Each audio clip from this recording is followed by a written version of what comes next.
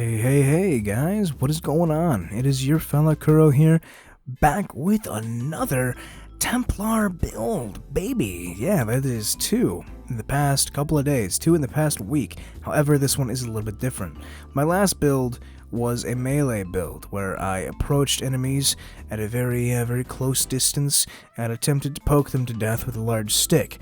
This one is a bit different. This one is a mobile artillery platform. It is built like a tank, and it shoots just as hard as one. We are packing the damage of an M1 Abrams, baby. God bless America. That is what we got today. If you want the melee build, the crit melee build, that is linked down in the pinned comment. It is a hybrid, it is a Khajiit, it is a freak of nature, but it's fun to play. If you want to rip people's faces off of their skulls from 40 meters, this is the video for you. So stay tuned, because I'm going to give you all the information you need to know in order to play it and build it and have fun with it, just like I do. Before we do that though, just a quick reminder that hitting that like button really helps me out.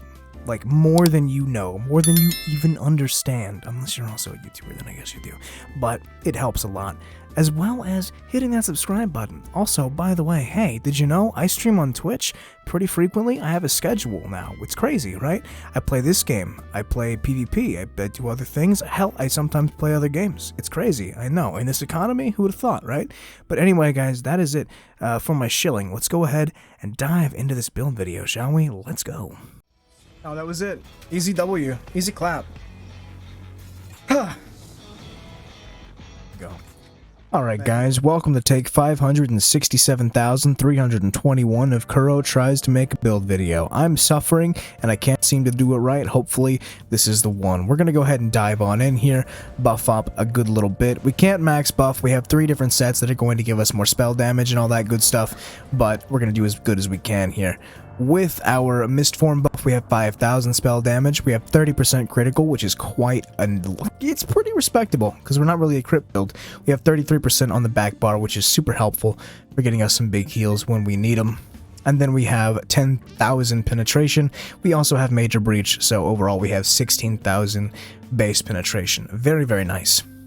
When it comes to our max stat pools, we have a 26,000 max magicka, 28,000 health, and 15,000 stamina. You can mix up your attribute points however you want. It is not set in stone. Whatever you're comfortable with. If you want more health to be tankier, get more health. Be tankier. Why not? Why not? Go ahead. It's not like it's a problem or anything. Stamina, if you want more, if you feel like 15k is not enough to block, roll, break free as much as you want to, then again, get more stamina. However, keep in mind, this is not a hybrid build like most builds this patch. This is a pure magplar ranged build, okay? It was purpose built to be a pure magplar, okay? It might be slightly not as good as a hybrid if we decided to mix it up and go hybrid, but I wanted a pure magplar, so that's what I have done. Looking at our recovery here, we have 1,700 magicka recovery, 1,000 stamina recovery. That is plenty. If you want more, though, if you need more, go ahead and get more. It's not going to break the build. You're still going to have plenty of damage. Trust. Okay? That's it for that. When it comes to my race, I am a High Elf. I chose High Elf for this specific build because I am not building super heavily into crit like I was with my melee build, which was a Khajiit. I am instead focusing on trying to get as much raw, flat damage as possible, and High Elf made that pretty easy. It gave us a lot of stats, and it also gives us a good little bit of off-stat sustain as well with its passive. So that's why I like High Elf. You could go Breton, you could go Dark Elf, you could go Khajiit. All of them are super great options. If you were any of those 4 races, you were fine. I like High Elf the best, not just because I like the stats, but I also like them aesthetically. Look at me, I'm fucking cute. Now, when it comes to the boon, I'm using the Apprentice. If you feel like you don't have enough Magicka sustain, the first thing I would recommend changing is the Apprentice to the Atronach. The Atronach is going to give you a big chunk of Magicka recovery, more than you could possibly need. So do that first. If you still don't have enough, we may need to go back to the drawing board. I don't know. We'll figure it out. It's okay. It's fine. And then lastly, I'm a vampire. You want to be a vampire stage 3 for this build. It'll work without it, but you don't want to play without it. Just get it. Hopping on into the sets. This is where things get a little spicy. Our front bar set is Draugr Grip. We have an Inferno Staff. It is sharpened. I am using double dot poisons. If you don't know what Draugr does, it gives us max magicka, it gives us penetration, it gives us magic recovery, and then the 5-piece is a little weird. It increases your damage done by 330, but reduces your healing taken by 10%. Let's go ahead and touch on the healing taken reduction real quick. It's not too big of a deal. This is only active on our front bar, and on our front bar, it's not our healing bar. All of our big heals are on our back bar, and they are not going to be affected by this.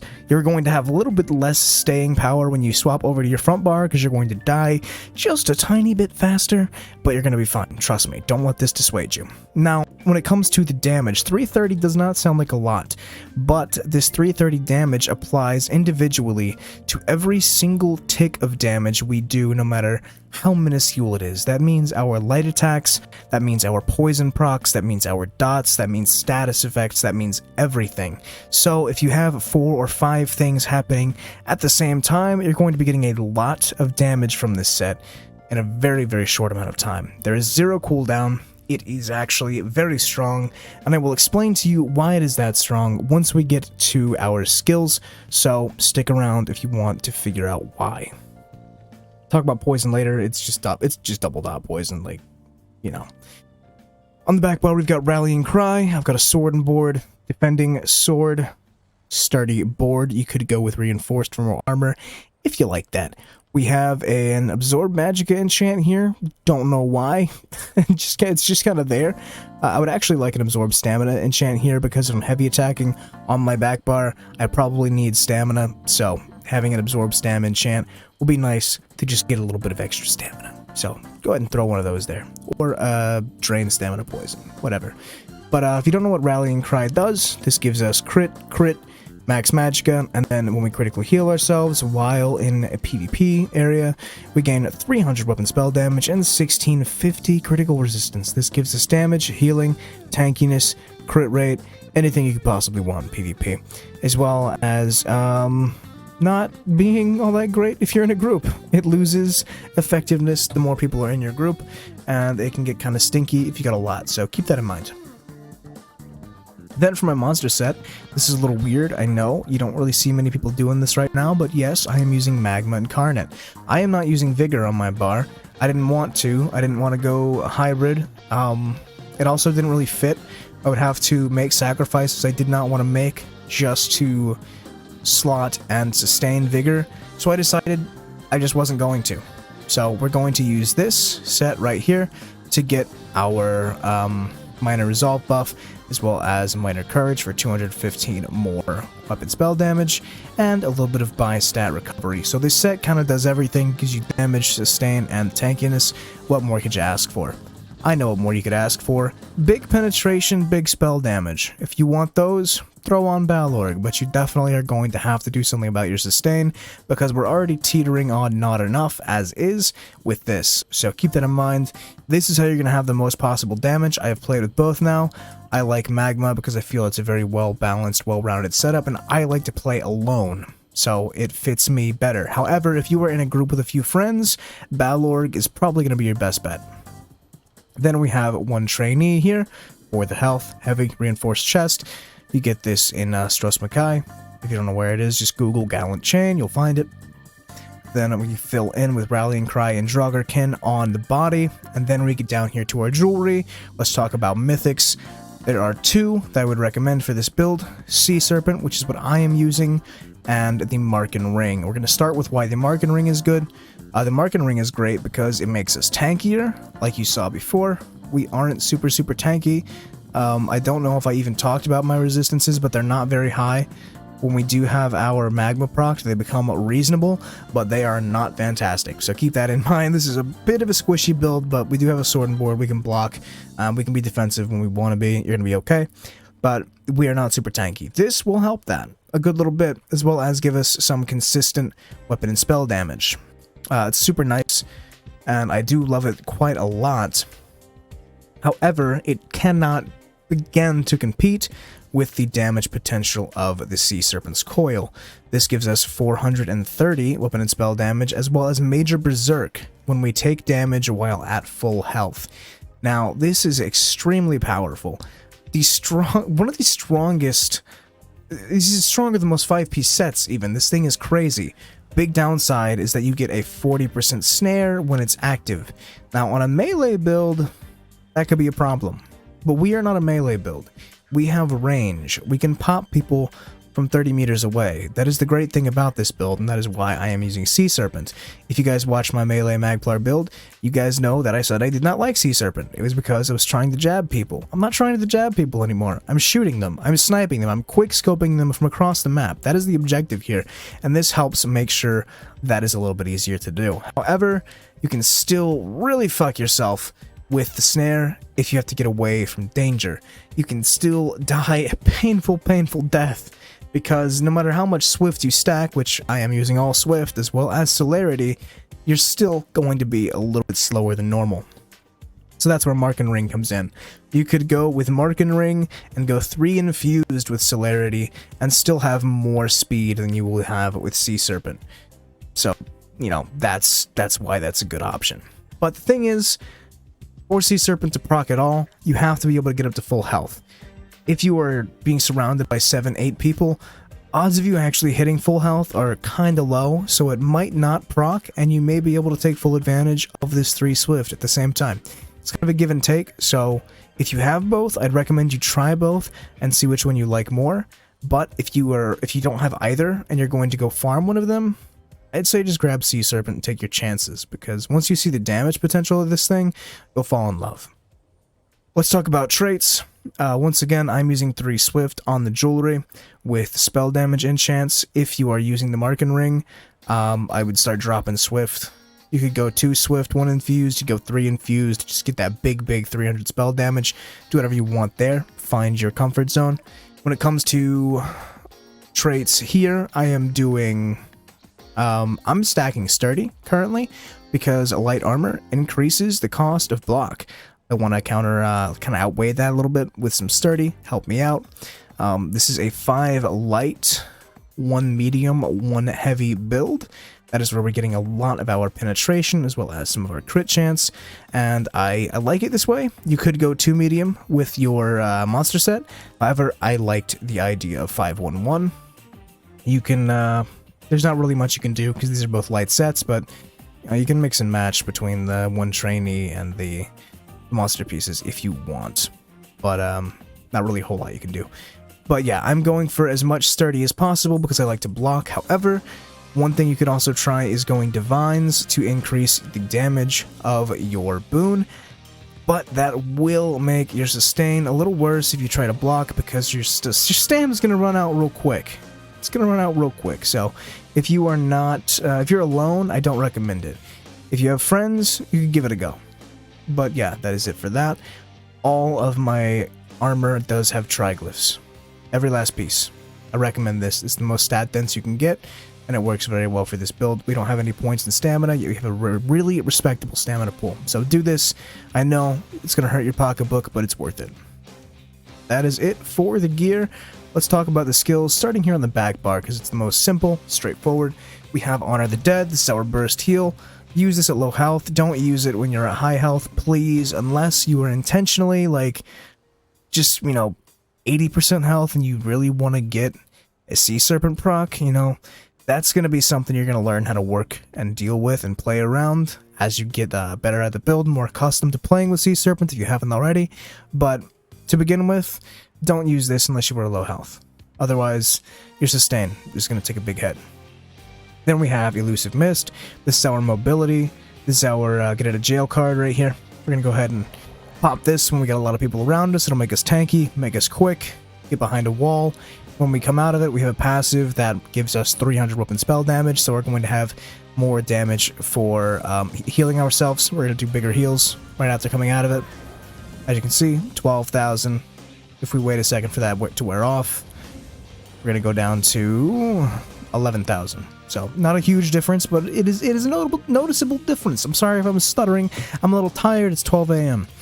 You could also use this offensively by going on your back bar, rebuffing yourself, and then popping it right before you bar swap to go on your front bar. Now you've got 5 seconds of extra damage for offense. You'll get used to that as well. Channeled Focus. This is the Magicka morph, not the Stamina morph like I did before. This gives us back stamina, damn it. Magicka over time gives us an armor buff, and it gives us a heal when we stand in it. Very loaded, very helpful, very nice. Extended Ritual. This is an AoE heal over time, as well as a cleanse that gets rid of 5 harmful effects. Super, super invaluable. And you always want to be standing in this if you are fighting. Do not do damage to a single person unless you are standing inside of this. You understand me? That is a rule. That is not a suggestion. It is a rule as a demand. It is not a request. This gives you a heal over time, as well as a lot of very nice, helpful passives that you want when you are playing this class. Stand in this fucking circle, for God's sake. And then Living Dark. This is our main heal over time here. We throw this on, and we become real hard to kill. Okay, you could put Vigor here. I like Living Dark better. I like Living Dark better. It's got a 12-second uptime, don't have to manage it as much. It makes people move slower. It's a very, very nice heal still. Vigor is also a good option though. Just remember that it costs stamina, so you're gonna have to find a way to sustain that, and I'm just gonna leave that up to you. When it comes to our ultimate, I've got Spell Wall. I'm burping. Oh my god. What is happening? Spell Wall basically makes us an immovable object for 7 seconds, as well as reflects things back at people that shoot things at us. If we've got snipers, if we've got sorks, if you've got other ranged Templars perhaps, this will go ahead and shut them down. Sometimes you get to watch them kill themselves. It sounds really dark, but I don't mean in real life, I mean in the video game, okay? In the video game. You will see them shoot themselves with a bow. It's funny, you get a good laugh out of it. Onto the front bar now, we have Radiant Depression. This is our execute. I'm sure you are familiar with this patch. Everyone's using it. It's very annoying. We love it. Can't be dodged. It's awesome. It can be blocked, however. And sometimes that can be a real pain. Because what are you supposed to do about that? This is what you do about that. Aurora Javelin. This is our stun. Very long range stun here. And this can't be blocked. You do some damage to somebody, you start executing them, they hold block. Well, guess what, buddy? Here, hold one of these. Now he's on his ass, now he's almost dead. Now you get to beam him, and now you win the fight.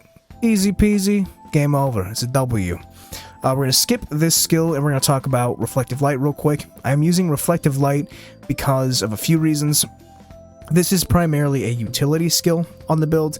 This is giving us our critical buff. The reason I like using this is because it applies the buff directly to us as the player. So this is active on both bars, meaning that I will still have high crit chance on my back bar so I can get bigger heals. That is very, very important. You definitely want to be hitting crit on the deads, otherwise things are going to be pretty tough for you. So that's why I like this. It is also a dot, and every time this dot ticks, Draugr will add additional damage to it, which is also pretty nice. It is also AoE, it hits 3 people, so sometimes you can throw one of these into a group, and it'll give you a pretty good idea of who the squishiest target in that group is. You see one of them take a little more damage than the others? Now you know, that's the one you want to hit. It also slows them down. Just a lot of little things this skill does. It's very nice, it's very helpful. The dot is quite honestly dog shit, but that's okay. Draugr makes that better. Now, this is where the fun begins. Let's talk about these two skills here. Elemental Susceptibility. This is our armor debuff, Major Breach. This makes people take a lot more damage, but this patch brought a very interesting change. If you guys aren't familiar with it, let me go ahead and enlighten you.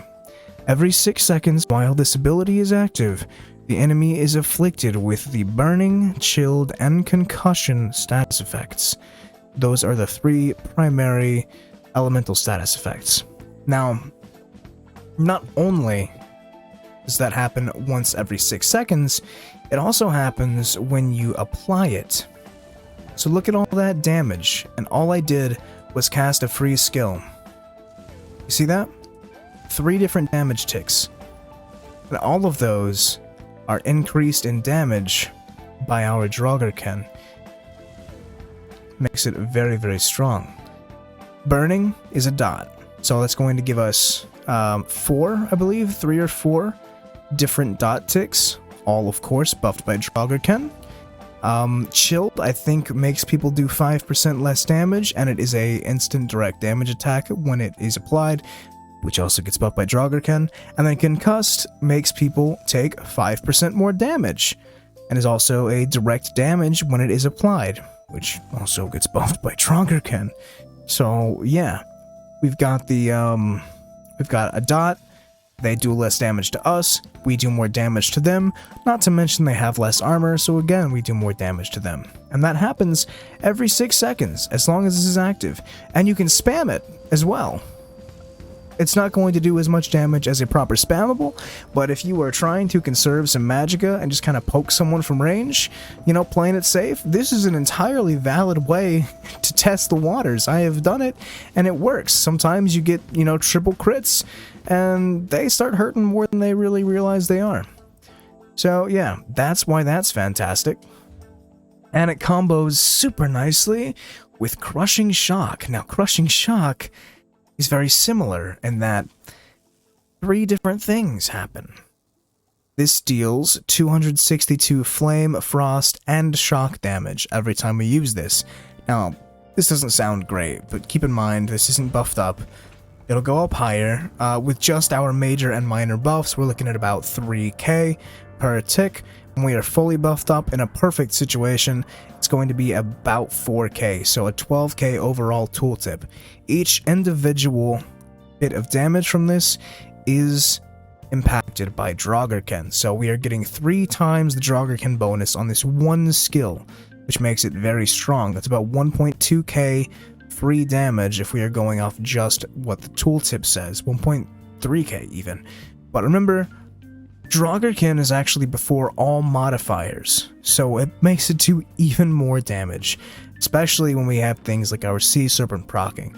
We have champion points, we have 10% extra damage from using an Inferno Staff, all of these things, so that Draugr becomes even more powerful, making us have even more free damage. And to just add the cherry on top of this shit sundae, this procs all 3 of these status effects. Now, it's not with 100% certainty, but it is a possibility. Let's go ahead and poke real quick. Look at that. We just got all 3 in one shot. We just got all 3.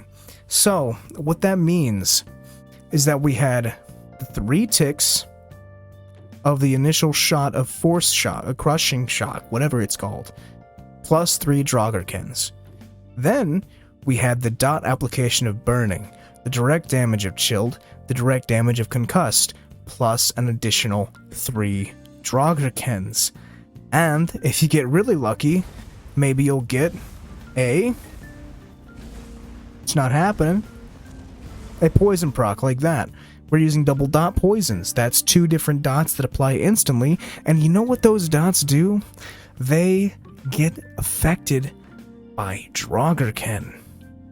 So, I think you guys may be able to do the math here and see where I'm going with this. It doesn't sound like a lot of damage up front, but once you factor in all of the little bits of poking and prodding that this build is doing at all times, it becomes extremely potent. We have a dot that is always active. We have this, which is always active. We have light attacks, which are affected by Draugr. They can proc our poisons, and we have, of course, all of these status effects going. Look at all of that. Everything there is being affected by Draugr and doing more and more and more free damage. Look at all of those beautiful, beautiful damage numbers, and all of them are being affected by Draugr. That is giving us more raw damage output than just about any 5-piece set will, for free. All it costs is a little bit of our healing, a little bit of our soul, a little bit of a deal with the devil, the Daedra, whatever you want to call them. And yeah, and now, after all of that, we get to our Meteor Ice Comet. There really isn't a whole lot to say about this. This thing falls from the sky, it hits really fucking hard, and you can toss a javelin to make someone basically guarantee you a free hit with the Meteor. And needless to say, the Meteor is also affected by Draugr, but that's not as important because it hits much harder than anything else we have. So, yeah. Now let's talk about the champion points. Green, you'll figure that out on your own. I believe in you. For blue, though, first and foremost, I'm using Focused Mending. Draugr reduces our healing by 10% on that bar, so I like to get a little bit of that back, as well as make my back bar heals as potent and chonky as they can be, because things are going to be a little spicy. Okay, we want to be able to get out of the danger zone when we need to. If you can't get out of the danger zone, you're going to die, so we want big healing. For my offensive blue CP, I'm using Deadly Aim, I'm using Master at Arms. These are just a very simple combined 12% to pretty much everything we do. One thing that you could test out is dropping one of them for Force of Nature. This is a very strong CP passive because we can sometimes have 5 or 6 status effects up on somebody at once and get a lot of free penetration from it. However, I don't really want to screw around with this right now, personally, but, you know, give it a try if you want to. This is just, you know, free and easy. And then, I don't have enough CP right now on this server to get a 4th slottable, but if you are going to use one, you'd want Ironclad, because this is the most helpful universal mitigation CP in blue.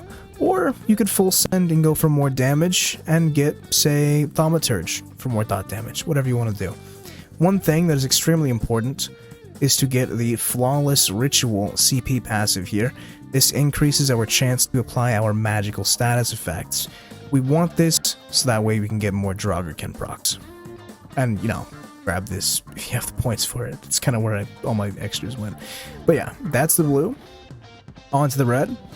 First, I have Juggernaut. This is very nice, very consistent uptime, 5% damage reduction from all sources. It's like a second minor protection. It's very nice to have. That's why I like it. Then, inside of this tree here, we have Pain's Refuge and Relentlessness. Those two together give us a lot of mitigation. And then, in here, we have Tenacity. Again, we want to mitigate a lot of that annoyance coming from Sea Serpent, so that's what this is for. If you don't want to use Juggernaut, because some people don't think it's very good, you could go for some health, you could go for some armor, hell, you could even go for some sustain. But I think Juggernaut is quite lovely. And that is my CP. It's very simple, very straightforward, very quick.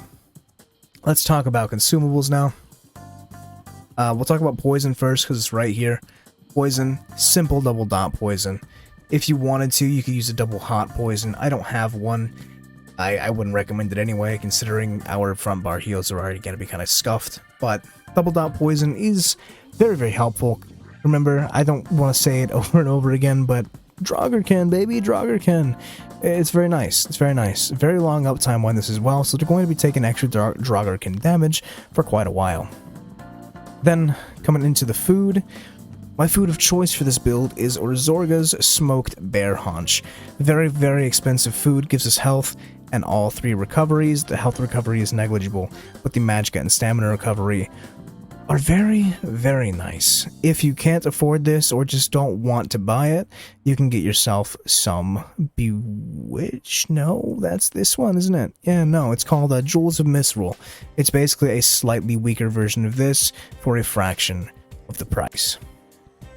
Coming on down here into potions, the primary potion I use on this build is this very specific Essence of Detection. This gives us stealth detection, because otherwise we have absolutely zero way to locate Nightblades and Cloak. It also gives us our major sorcery buff, and it gives us Magicka and Magicka recovery. This is the primary potion that I use on the build. If you don't want to rely on getting your major sorcery from a potion, you can come in here to your skills and slot Degeneration. You're going to miss out on extra crit percentage, which means you may miss out on some fatter damage, you may miss out on some bigger heals, but you're going to have more persistent Degeneration, and then you could use Tripods or something and have better stamina sustain. Hell, if you do this, you could even come in here and slot Vigor, and you could change to Battle Org or something without worrying about losing your sustain. So yeah, that's just something to let you think about. I do always keep some tripods on me, because tripods are very, very helpful in a pinch. Yes, you will not be getting your sorcery buff if you are not, if you are relying on these pots, but sometimes getting that extra health and stamina sustain is a little more important. And I think I do not have any, but I guess we don't really need those. That's it. Just these two potions. These are the ones you want. You want Essence of Detection. You want tripods. Keep these two on you when you're PvPing on this build. And that is about it for all of the pieces of the build. I'm going to talk about how this build works. It's very simple, but just in case you are new to the idea, new to Templar, anything like that, we're going to go ahead and throw it down for you real quick and explain how it works. First and foremost, like I said, you want to be inside your big circle. Okay, the big circle, most important circle. Small circle is pretty important too, but it's not as important as big circle. Remember, big circle, very important circle. Little circle, pretty important circle. Okay, still both important circles. When we are getting ready to damage, we want both of these down. I want to activate our Living Dark. That is not Living Dark. That is not Living Dark at all. I forgot I changed that. We want to activate our Living Dark. Now we have all the healing we could possibly want. Since we are a ranged build, we can kind of set up like a turret and just attack from where we are. So, with that being said, you're going to want to be inside your little rune as much as possible, because this is, once again, a pretty solid heal over time. So you want to be inside of this so you can get as much free healing as possible. Obviously, you can't all the time, you may have to move, but the rune is very cheap. I recommend recasting this pretty frequently. It'll give you little heals as you move around, because it does give you one instantly. And, again, it's very cheap, so it's not going to really hurt your sustain. So throw this down wherever you stop. Big circle. If you have to move to the edge of your big circle, you can stay on the edge. Drop this. If you move out of your big circle, though, reapply the big circle. Very simple. So, we have located an enemy. His name is Target Ogrim. We're going to buff up. Now, one little thing you could do, to spice it up a bit, is pop the Mist Form, bar swap to get that extra damage. Now you're going to open up with a light attack, apply your elemental susceptibility. You want this first, more than anything else, because this is the biggest debuff you can apply. Then you're going to go in with your reflective light, which I took off to put degen on to show you that, so pretend this is reflective light. Now we have that on. Now we have our dot and our primary debuff. And now we can just start unloading the crushing shocks. Very easy, very simple, very straightforward. If they hit low health, try to catch them with a stun, or just a beam, if their health is low enough. And if you're feeling really fucking crazy, hit them with a meteor.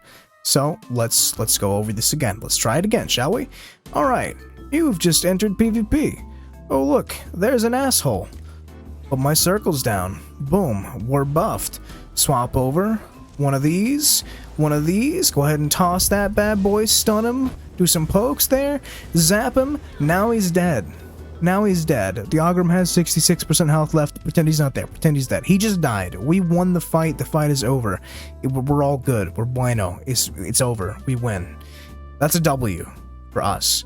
And that is it. That is how to play this build. It's very simple. And that is the end, guys. That is it. That is... I'm done talking. My throat hurts. I'm gonna go ahead and get out of here, guys. If you have any questions, feel free to ask down in the comments, and I will try to help if I can. Don't forget to come and catch me live if you want to see me playing this build and some other games, having some fun. Aside from that, guys, I hope you have a lovely night, or morning, or afternoon. I don't know what time it is. Time is blurring together. I love you guys. Goodbye.